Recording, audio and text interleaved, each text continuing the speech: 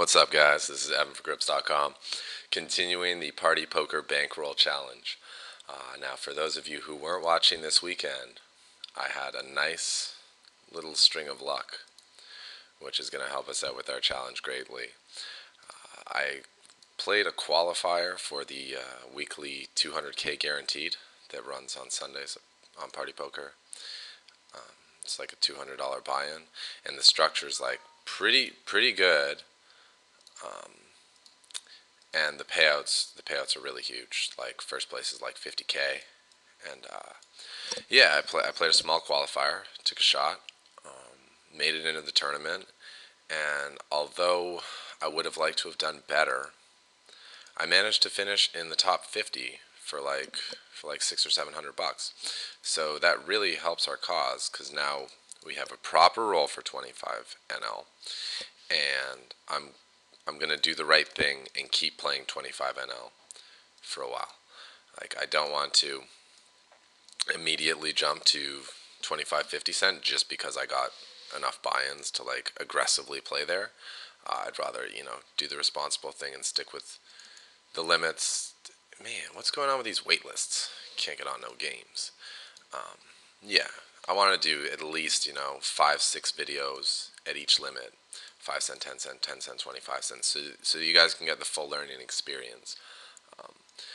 Obviously, there's a possibility that you guys score on some tournaments too, but it's not a guarantee, so I don't want the training part of this experience to be like, all right, well, you play some cash games and then bank a tourney and you'll be good. Like, I want to show you guys how to do a good job building the bankroll, playing all these C games.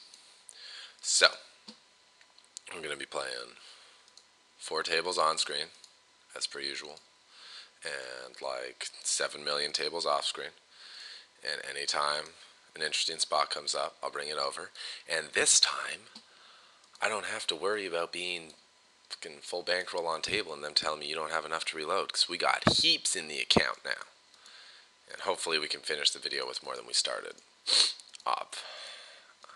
But I'm really excited. Like, it's just so nice to actually have like a bankroll that we can play with now instead of like short rolling in it. Like, I really hated having all the money in play when I started playing 25 NL on this challenge. And it's bad teaching by me. But I also just couldn't bring myself to play much more 5 cent, 10 cent. So I'm glad that everything worked out. And for anyone who was railing me on Sunday, thank you. I appreciate the support. And if no one was, well then you're just all assholes, and you need to be more supportive fans. Okay, King 8 suited, raise the button. It's definitely strong enough. Not going to call 3-bet.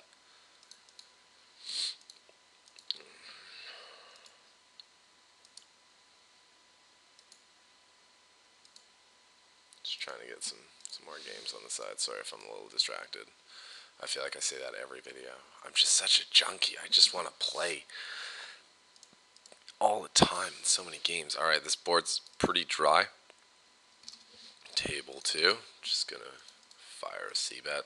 Hope that he missed.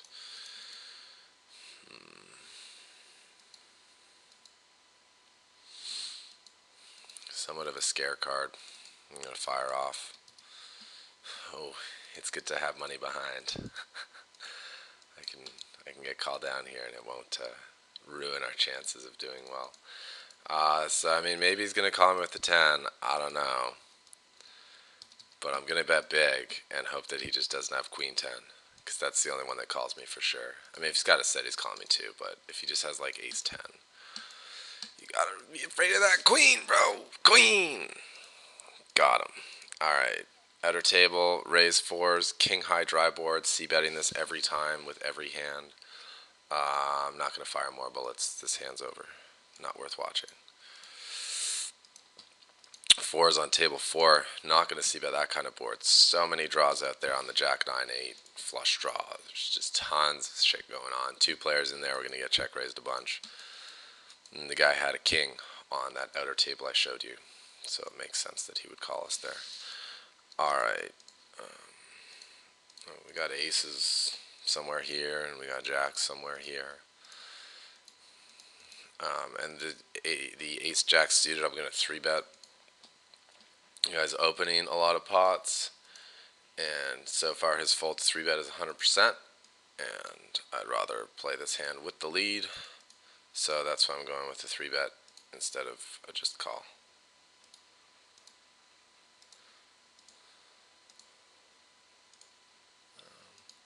So unfortunately I didn't have any time to game select today, because I just finished one of the coaching sessions, and I'm about to step out, but I wanted to make a quick party poker video to let you guys know the good news that the bankroll is now like sitting fucking swole. And like I could do a review video of that MTT, but honestly, it wasn't that exciting. I just played pretty tight and won my all-ins, except for the last one, obviously, because otherwise I probably would have won the tournament. Alright, table 2, even with 2 overcards, this board I don't want to get check raised on, and there are a lot of good cards that can come for me on the turn, both for making pairs and for making backdoors. This jack is one of them, and I would have hated to bet and get check raised and not get to see this jack turn. Table 1, I just bet because he checked 3 times, and 10 high isn't the best showdown value, so if he has like queen high or king high, I can get him off that.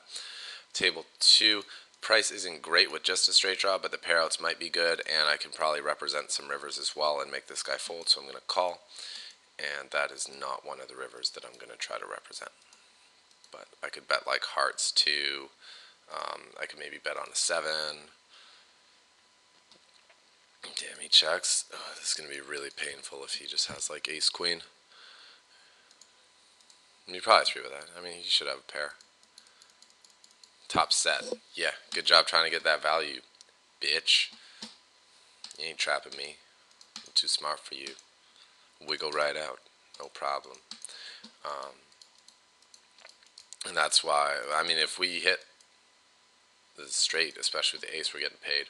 And that's why I'm only bluffing if, like, the river comes a card that makes a 4 straight or a flush possible. Because he might fold those 10s. Probably not, but on a flush card, if I bet big enough, he might fold those 10s. But if I'm just, like, betting on, like, the worst river ever, he's just always calling. So he did what we've been doing in a lot of other videos, which is checking the river to induce a bet and try to get value from our whole range.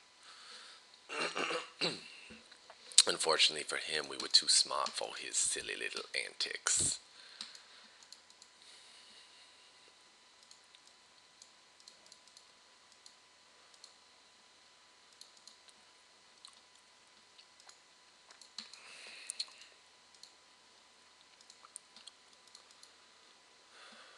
I know I said this last time, and I just remembered it.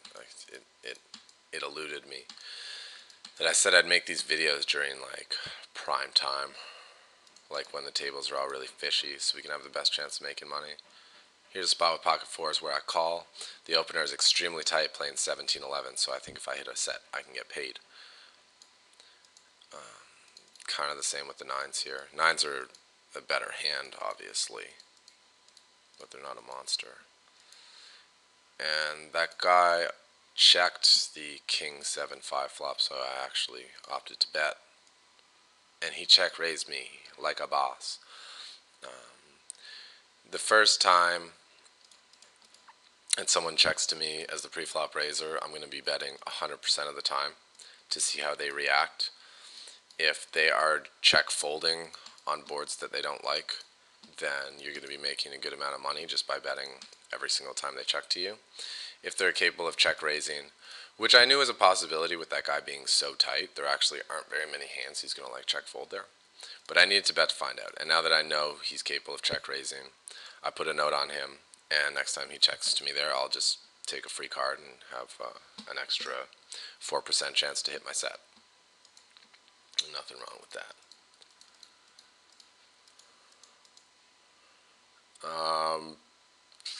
Pretty silly board on table 2. I'm just going to check back. I guess I could get him to fold. In terms of better hands, I could get him to fold like deuces through 4s. Might fold if I bet, but I think that's very few hands that I can make a profit from betting against, and he has way more hands that are they're just over it, and they're not giving me anything. Ooh, one pot on an outer table. He limp called 4-3 suited, and we checked it down. being able to beat third or fourth pair, if you have like mid pair, you can call that showdown value. If you have bottom pair or like an under pair, you don't really have showdown value, and you might want to consider turning your hand into a bluff at some point. But yeah, what I wanted to ask is whether you guys prefer to see me, kind of get in grime time with the regulars and try to outwit, outlast, and outdo each other, or this seems kind of crazy, but I'm just gonna get in these tens. You guys really lose. Or if you prefer me to just like game select and play with bad players and make a lot of money really fast. Because if I do the challenge by playing mostly against regulars, I mean, that's fine. It's going to take a lot longer because it's harder to get these guys money, and there's going to be more variance in terms of times where we lose. Whereas if we play against bad players, we're probably just going to win like 70 to 80% of the sessions. We'll get to the end goal a lot faster. But maybe you guys think playing against the regulars is a better learning experience. For what it's worth, when you're playing, you should be trying to find the easy games. So, whatever. My 2 cents are, I don't have a 2 cents when it comes to this one. Let me know what you guys would prefer to see. I'm happy to do either one. This challenge is more about you guys and you guys learning how to play at all the various limits and seeing that it's possible to make money playing the various limits and playing the various different types of poker, sit and goes and MTTs and shit. So, it's for you guys. So whatever you guys want, you tell me, and that's what I'll do. I have no ego when it comes to this challenge. I have no preference when it comes to this challenge. When I want to play what I want to play, I make you guys a video on Betfair. This is purely for the students, purely for the game. So, yeah. And I really don't like how Party shows you your folded cards. And I feel like every time I look up, I would have hit a board really hard. Like on stars, it's like, or an on-game, Betfair, whatever. Your cards are gone. If you hover over yourself, you can see your cards. But they're not like sitting there staring you in the face being like, dude, did you really fold that pre? You really didn't? I mean, you could have made it's like so annoying. All right, Rich. What time is the tennis on? Right now? Okay, get on Skype and I'll walk you through it. Roommate doesn't know how to use TV. It's amazing. These poker players have all the talent when it comes to poker. When it comes to real life, they need it. All right, we got kings on an outer table. We're gonna c-bet. Try to get all in. You guys can tell by the different background color that we have aces on table 4. No action. See, these reg games are just so dry. So just like, there's no money changing hands.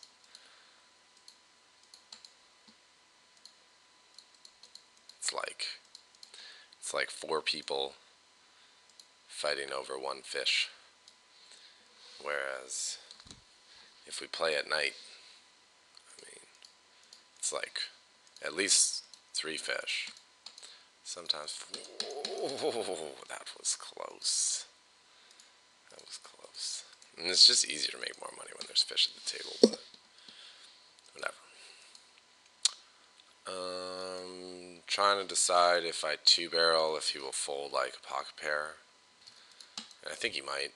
And I think I also have equity with the ace or the queen if he has a pocket pair, so multi-barreling can't be that bad.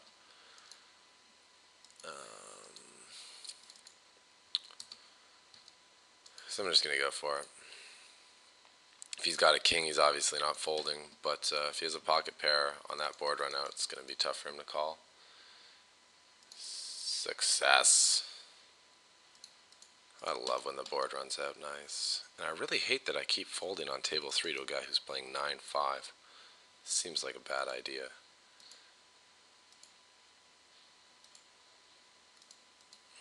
bonus coverage. I 3-bet. Flopped good. C-bet. Okay.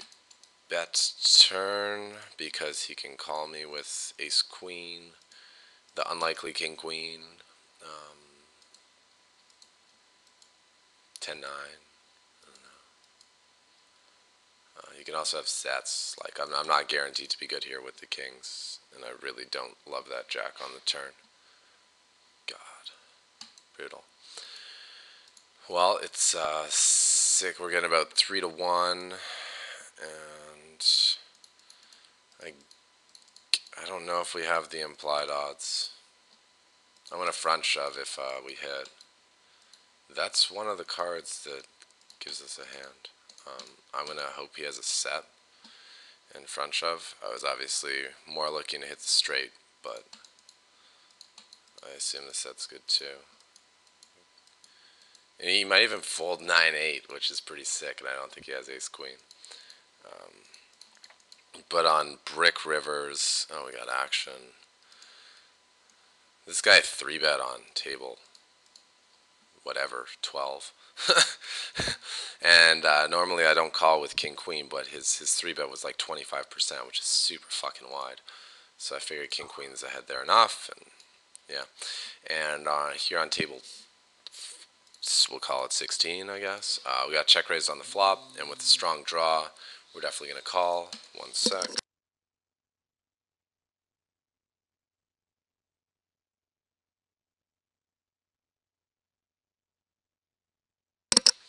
So, yeah, that was good. With a strong draw, you never want to fold to the check raise. You want to at least see one more card to see whether you improve or not, because you have good implied odds with those types of hands. And especially on the flush draw board, like people will be like, well, you don't want to peel because even though you have like 8 outs normally, like 2 of those outs might be tainted. You know, you can make your straight, but someone else makes a flush. Well, that's true. When the guy's check raising there, I think he has more made hands than flush draws anyway. But the more important thing is when the flush draw is out there, that's the hand that he's going to be worried about and thinking about, being like, okay, like flush didn't get there, I can keep betting. The flush is the obvious draw, while the straight draw is a very disguised draw. So if you hit your straight, you're way more likely to get paid than if you have a flush draw and you make a flush, because it's very easy to see when there are 3 spades or 3 clubs or 3 diamonds on the board. But a lot of those straight draws are a lot sneakier, and you don't see them. Okay, we're going to ISO this limper with ace-2 suited, and I probably could have made it smaller because he's so short stacked. On that board, I'm just going to try to take it to showdown. Doubt that's going to happen. No, we got a pair. And on the other table, we 3-bet. Alright, min bet. He folds. Right. And this one, I'm going to bet call the flop. He can put it in with worse ace highs here. He can put it in with flush draws. If he has an 8, that's cool. I'm trying dead, but it's pretty unlikely he has an 8. And if he has a pocket pair, I have 2 overcards, which is good for like 24% equity. So once I bet there, there's already like 8 or 9 in the middle with his call, and then it's going to be another like 3. So I'm getting like 4-1. And you math guys should be able to figure out by now that that is a good enough price to bet call off. Alright, queen 10, gonna isolate.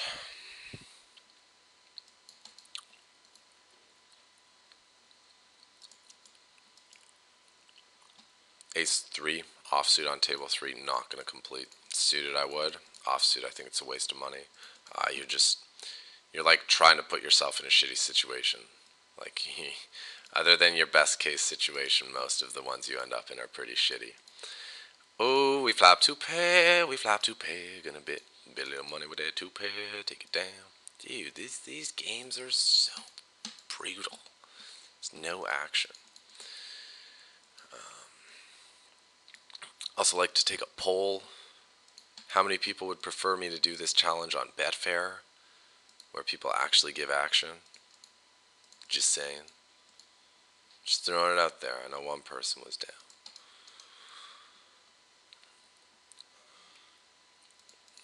Let's see about that board on table 2 to just get him off like some Broadway hands that have me beat. But once he calls there, I'm just kind of done with it. And on this outer table, a guy who has a pretty wide opening range, 23%, and a short stack. Well, damn, I was trying to just get all the money in pre-flop with him. This is a pretty bad board. Okay, I'll bet not all in, because if he has an ace, I'm drawing dead.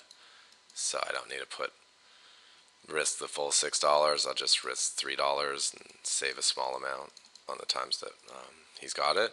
And on the times he doesn't have it, I think whether I bet $3 or $6, he's folding the exact same percentage of the time. So I don't need to risk any more to get the same reward.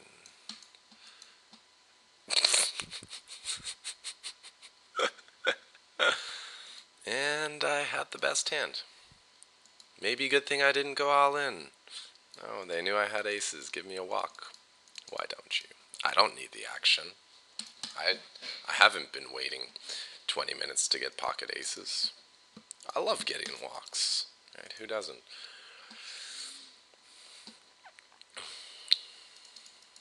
Man, what an idiot. He's gone now. One of the only 64 26s is gone. And those are the guys we're looking for. Like LKJHG777 LKJ from Russian Federation. 5010. That's what we're looking for. How much time do you think he put into making that name? It's pretty creative. Do you think he just like threw a ball at his keyboard and whatever numbers and letters came up was what he would make his screen name? Kind of looks like it.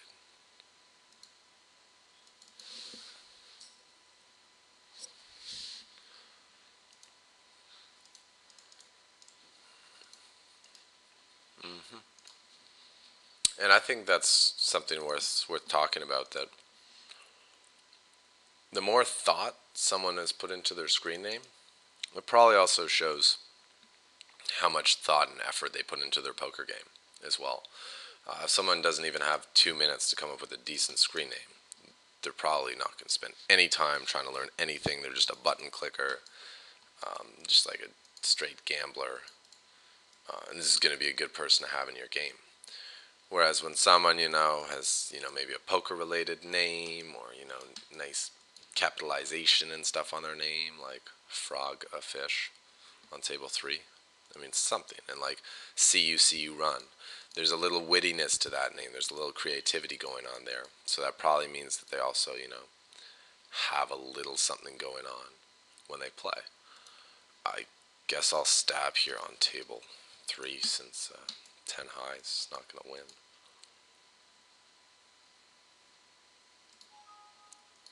Well, you got me. Trapped me all the way down to the river.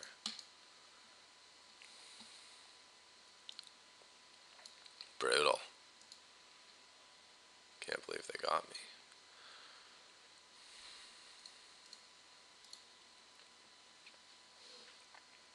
Oh, sick.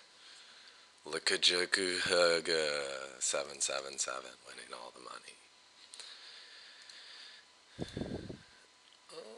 Let's get some more games. Let's get in the games. Alright. Post. Ace-5 offsuit, blind versus blind, not going to open it.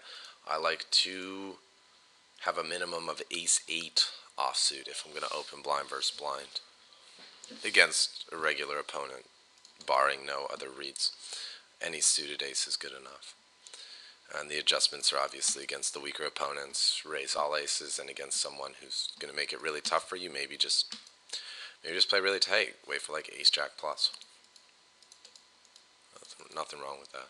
I know a lot of people feel like when it's folded around to them in the big blind, they got to raise, because, that's an opportunity. There's dead money, blind versus blind, like, let's fucking go.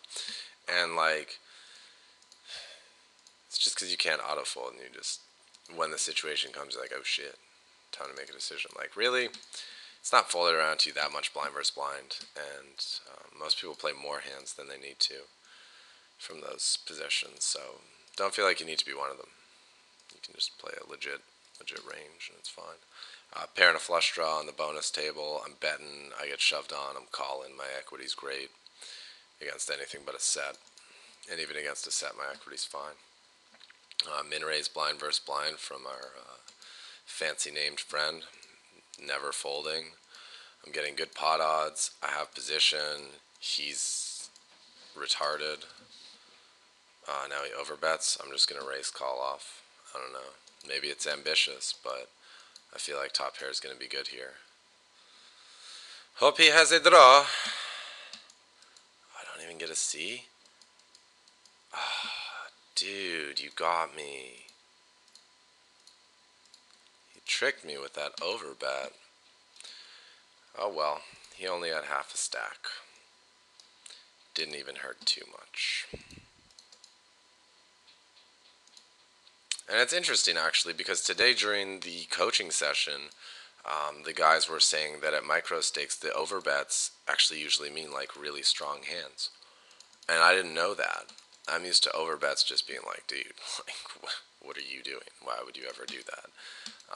You bet a normal amount with a good hand, and with an overbet, it's just because you're trying to, as Matt Damon says, he's trying to buy the pot. But the guys were saying that at micro stakes, those overbets are for strong hands, and that the players are just trying to protect their hand and like really avoid the possibility of getting drawn out on. And I mean, it makes a lot of sense. And there we just saw firsthand that it's true.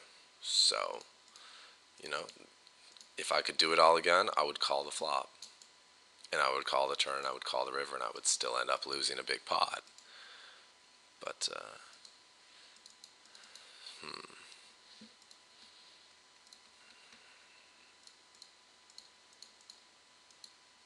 this guy's pretty raise happy. I'm gonna call. Hope the turn's a brick. God, it's one of those cards that like gets me sucked into the hand, and I don't like it. That wasn't the card I wanted. Because he could be raising with sets on the flop, yes. He could also be raising with slow play jacks or queens, yes, which we are now ahead of. But the main things that he's raising are draws. So we're still ahead of the 8-9, but we're losing to the clubs. God. But if he has like jacks or queens with a club, he might call this. We have a little bit of equity if we get called, and I don't know. I made two pair. I don't really know what else to do. I hope he doesn't call really fast. Yeah, it's bad news. King 10, same hand. Huh. Well, that's consistent with his wide range pre-flop and then like really loose raising standards on the flop. Because his flop raise was 50, now it's 67, so he's just raising everything. So that's a spot where maybe we like three-bet the flop as a bluff. Or we'll three-bet the flop with a wider value range than we would against a tighter opponent. It's actually a pretty difficult strategy to counter. People who raise a lot of flops play very aggressively in position. It's a really, really difficult one to deal with.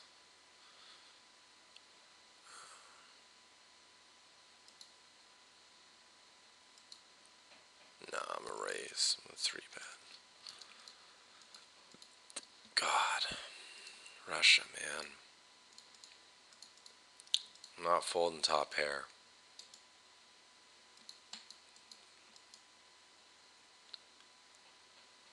Motherfucker.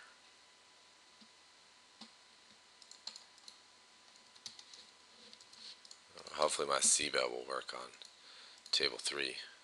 No? Well, it's not really a good spot to multi-barrel on.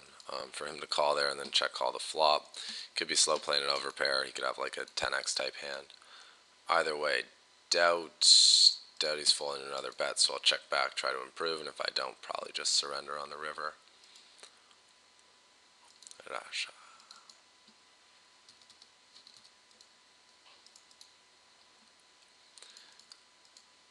Ooh, give me the money.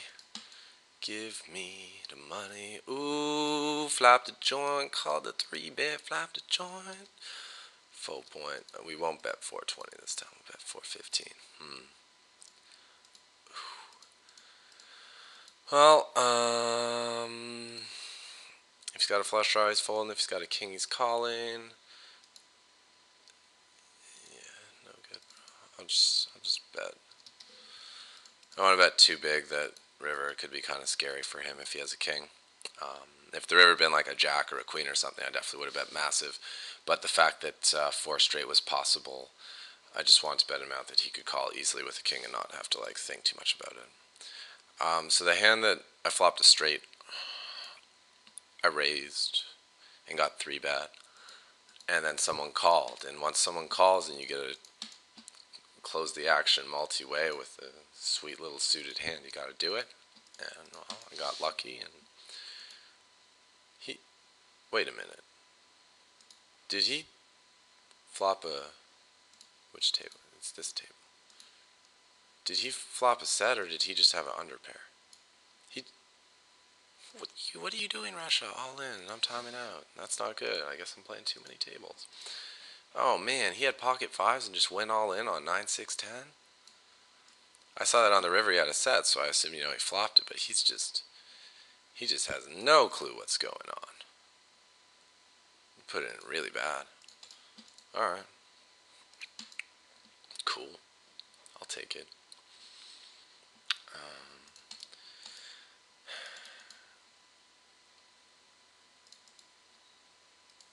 And I think I'm just gonna do 10 more minutes. It's a short. I know it's a short one today. I'm sorry about that, guys. Let me know what you guys think the ideal length for these would be, because I can do 20 minutes if you guys want quickies. I can do 30 minutes, 40 minutes. Longest I'd want to do is an hour. I feel like the optimal length is somewhere between like 30 and 45 minutes. But you guys are the ones with the busy schedules and stuff. So, maybe like 45 minutes is too much of a time commitment to make. Maybe, maybe 30 minutes is better because instead of, when wifey wants to watch some TV show that you're just like totally not feeling, you can be like, all right, you can watch your Sex in the City. I'm going to go watch my grips poker training. Two-thirds pot seems good. So yeah, let me know the ideal length. I'm happy to work with whatever it is. Because let's say I record like a 2-hour session. If you guys want 40-minute parts, I break it down to 3. If you want 30-minute parts, break it down to 4. 20-minute parts, break it down to 6. Like that's really easy to do. That's the least of my troubles. And I want these to be the best for you guys. Because I'm starting to get a feel for all the formats, and I think since the Bankroll challenge is probably one you want to keep up with and you want to watch every day, you don't want it to be one that's going to require too much time. Whereas like the live sweats on Betfair, I think it's okay if those ones are a longer length. Either way, you guys just let me know. As always, just let me know, and I will do what I can.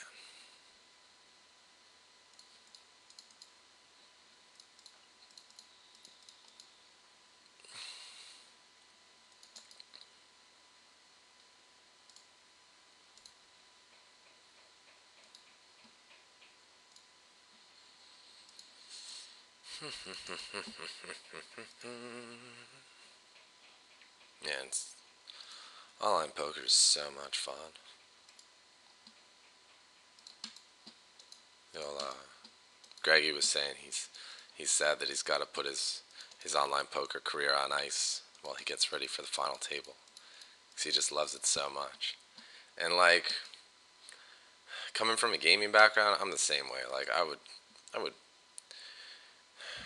way rather just sit here and click buttons. My comfortable chair, in my comfortable place at home. I'm in my zone. Don't gotta deal with any like stinky people or weird people trying to talk to me. I just get to be at my most comfortable, doing what I love to do best, clicking buttons.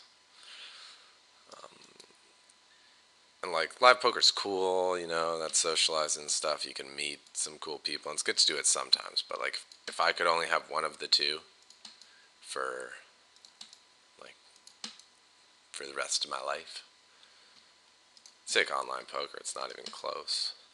If you could get the live poker players playing online poker, like the competition of a live casino online, oh my god, that would be the fucking nuts. don't know how that could ever happen, but in my dreams, those have been some pretty good games. Ooh, pocket aces. I love when the table just like vibrates and goes all like whatever color that is. Is it green? Teal? Oh, we're gonna steal the blinds. We're so good. Fold ace 10 suited to under the gun raise. Don't have to, but I did. Let's see. I mean, with this guy's fold to 3-bet being 100%, maybe I should just be. This is a good hand to like semi bluff 3-bet with and get a feel for how he reacts, but whatever. We're wrapping up the session, so there's less value to building up a dynamic at this point. I'm not going to get a benefit off it later. Like, if you really take an aggressive approach to start your session, that's going to be good if you're playing for like a couple hours, because the opponents you're going to be dealing with are going to get pissed at you, they're going to get frustrated at you, and they're going to give you a lot more action than they would under normal circumstances. But if you're about to quit, then what's the point of trying to piss someone off? You won't be around later for them to spew it off to you. Same with if you build a tight image at the start of a session, it's good to play for a while because you can then capitalize on that later by making lots of bluffs and getting more credit on your bluffs. And like, that whole dynamics thing is one of the big reasons why it's better to play for an hour to 2 hours than it is to play for like 10 or 15 minutes. For one thing, playing short sessions is terrible because you don't have a chance to get in your zone. You're probably going to be just like rushing, really worried about the results, whether you win or lose, rather than just trying to play good poker. And then, yeah, you don't get to take advantage of dynamics, which are a big part of the game. Probably going to get check raised here, but queen high, dry. C-bet. Maybe not. I don't know. I don't know.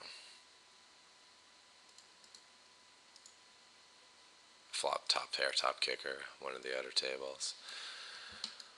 On a board that's not that likely to get c-bet multi-way, so I'm going to lead at it. And I know last time I got some shit for leading out because they were like, you should check raise. And on a drier board, I'm with you. Check raising's cool. But on this board, I just didn't know if the pre-flop raise would c-bet. It's kind of nasty. And now, yeah, stack it. Hope that he's not slow playing kings or jacks. I mean, the fish is the fish. He could have anything. I feel fine. No, not a king. Alright, we got him. And we have the nuts here. So maybe we can get Rasha's money. So, yeah, he had queen 10. So, as expected, fish overplayed top pair. We got the money. Don't time out. Okay, last orbit. 5 mins, bro. Yeah, there's towel. It's not in the best shape, but there's towel. I'm talking to the fans, bro. Christian Harder says hi. AKA Real Charter 30 on Twitter. 10,000 followers. You already know what it is. Yeah, we got a fun house this week. Tony WWW, be there, calm Greg. He's sick. Christian Harder, Greg Merson, Rich Lindacker.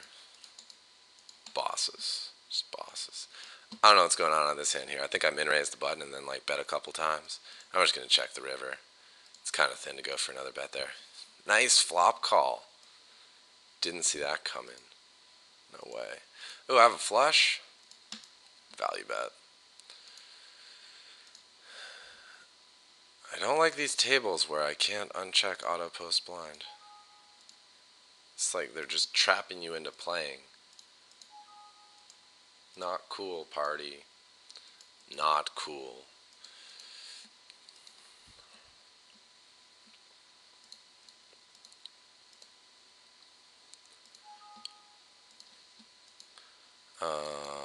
C-bet. Dry board. Guy's check raise 50. He's probably going to raise me. But then if he check raised me, I was going to re-raise. Because I was going to be like, dude, what are you representing? If you check raise a lot, he could be check raising with overcards. He could be check raising with like mid pair, with like third pair. And if I just fucking re-raise that shit, what's he going to do? He can only continue with real hands, and his check raise is so high that he just doesn't have a lot of real hands. So he'd let it go. The Queen's is a fine card to barrel. I'm just in shutdown mode. I'm just locking up the win, not trying to take any swings. Lead out, eh? Ooh, and pocket aces. I'll call table one. Just hope he keeps betting. Let him think his 10's good. Oh, he's checking. Just being like, you got me, bro. You got me. V-bet. Massive.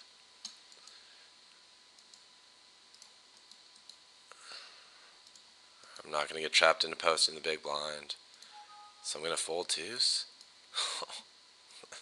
So bad.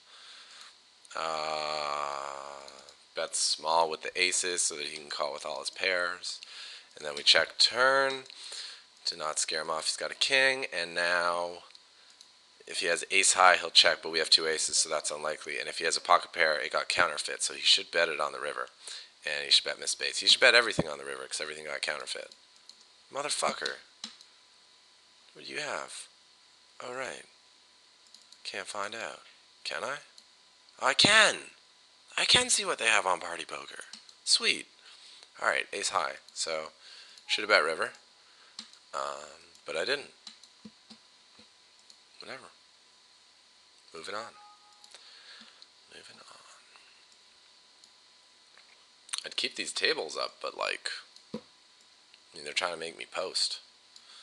And I'm not trying to give away any more money. Gotta manage that shit, maintain. Let's do a little check how we did.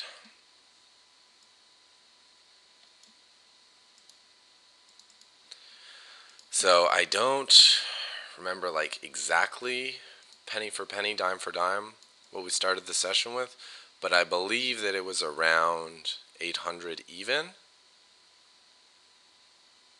So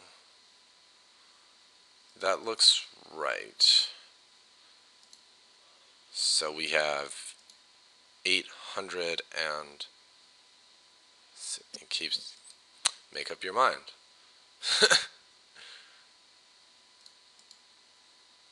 So this thing, like, right now it's saying we lost money, but I know it's just not updated yet because we definitely did not lose money this session. I think we won like a buy-in overall, maybe buy-in and a half. We'll find it in a second. And as you can see, I've almost released the first part of my active bonus, 85% complete. That's going to be another free buy-in for my account.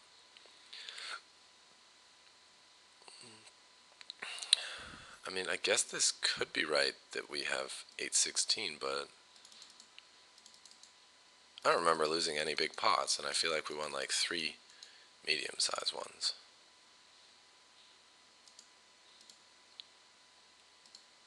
Oh well. Yeah, it's saying there's 105 in play. There's not. We have like 2 tables open. So we'll just chill while we wait for that. So yeah, please leave me your comments and feedback, guys, especially on what you think the like ideal length for videos should be. And let me know, not just for the Bankroll challenge, let me know for the coaching sessions, for the Betfair sessions, Zoom sessions, everything, what your ideal length would be, and then we'll try to work around that. And I think that tomorrow I'm going to have a guest on the show, Jeff Topol, also known as RJ Legit. He's a tournament professional, and you guys have been asking for some MTT stuff, so my friend, who is a very good player and an even better teacher, is hopefully going to join us for tomorrow's broadcast. And if not, I'll get him later. But yeah, it looks like we won $17, so almost a buy-in. Not bad for the Reggie games. We didn't even play that many hands, so. Oh yeah, we lost that one massive pot to Russia, which I kind of screwed up on. Right. That's why. And we still made money. So, looking forward to seeing you guys next session, where we're going to win some more money. As always, this has been EvanForGrips.com. Let me know what you thought. Send me emails, likes on Facebook, do all that shit. Like, get your friends to be part of this experience. You can't hoard all the information to yourself. That's being a bad friend. But in the meantime, yeah, go out there and get stacking. Peace.